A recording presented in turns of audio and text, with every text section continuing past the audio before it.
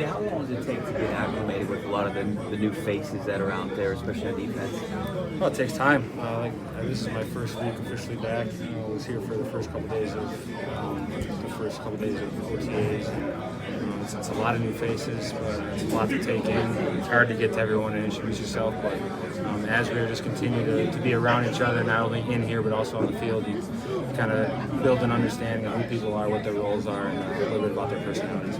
New coordinator, a couple new coaches. How do things change? Will they change much, you think, out there? A little bit, just from the day-to-day, how we do things, but overall, I mean, the scheme is the same. Obviously, a lot of the players are the same as well, so culturally, I don't see much change.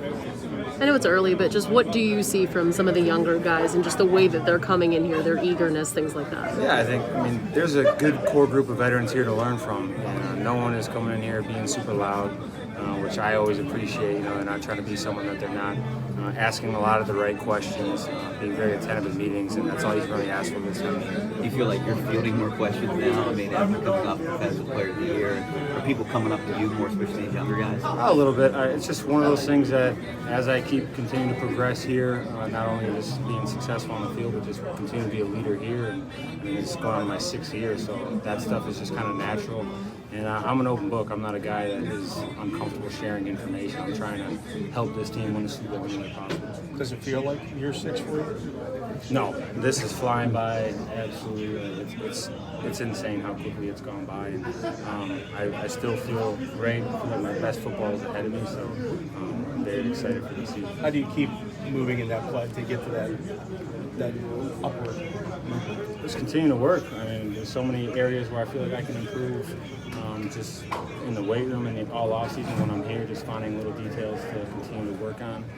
And I'm not satisfied. I feel like this group can be really successful, and we're all clicking. I think that is what this time is all about. TJ, are you a creature of habits? You do the same things like every offseason to get ready, especially after coming out of a season like you did. Are you going to try to, kind of replicate what you did last offseason?